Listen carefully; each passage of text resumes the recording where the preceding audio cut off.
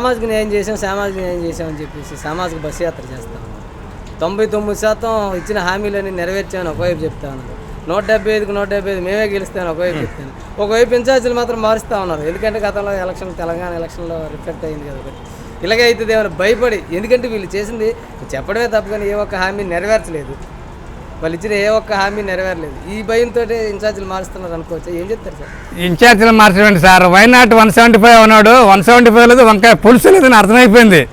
జనాలు తిరగబడి తనలో బస్సుల యాత్ర తుస్సు యాత్ర అని బస్సు యాత్ర తుస్సు యాత్ర అయింది సార్. బీసీలందరూ కూడా ఇవాళ తిరగబడి తొంతారేమని భయపడి బస్సులో తిరుగుతున్నారు. అంతమించి ఏం లేదు. ఇంతకుముందు గడప గడప కానీ తిరిగేవారు. గడప గడపకి వెళ్తే ప్రతి వాళ్ళు కూడా కాలర్ పట్టుకుని నిలబెట్టినారు ప్రజలందరూ కూడా. అయ్యా నువ్వు మద్య నిషేధం ఏది? అయ్యా నువ్వు 3000 నిరుద్యోగ జాబ్ క్యాలెండర్ ఏది? అయ్యా నువ్వు 3000 పెన్షన్ ఇస్తాను ఏది? ఇలాంటి విషయాలన్నీ కూడా ప్రజలు తిరగబడి నువ్వు కరెంటు బిల్ రేట్లు పెంచడం ఎందుకు పెంచావు? నిత్యావసర వస్తువులు ఎందుకు ధరలు పెరిగినాయి? గ్యాస్ ధర ఎందుకు పెంచావు? పెట్రోల్ ధర ఎందుకు పెంచావు? ధరలు ఎందుకు అదుపులో చేయాలి?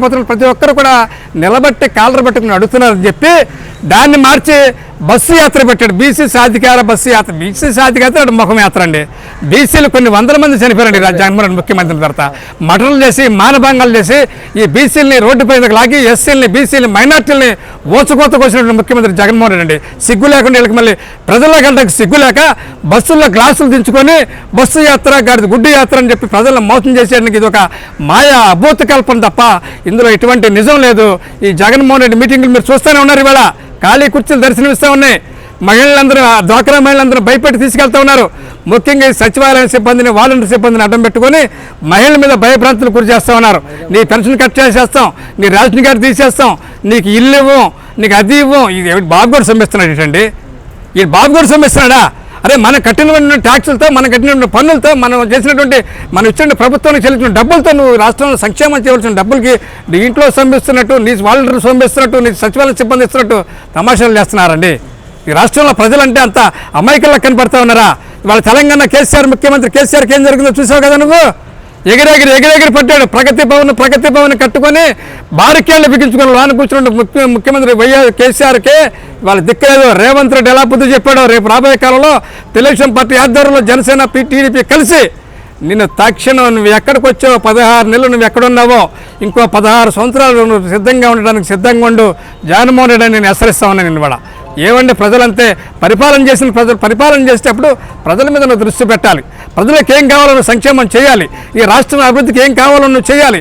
ఈ రాష్ట్రానికి ఏం కంపెనీలు కావాలో నువ్వు తీసుకురావాలి. ఈ రాష్ట్రాన్ని నువ్వు ఆ రోజు 23 మంది ఎంపీలు ఏంటి నేను ఓడపడుస్తాను 23 మంది ఎంపీలు, 22 మంది ఎంపీలు, 9 మంది రాజ్యసభ సభ్యులు ఇచ్చారు.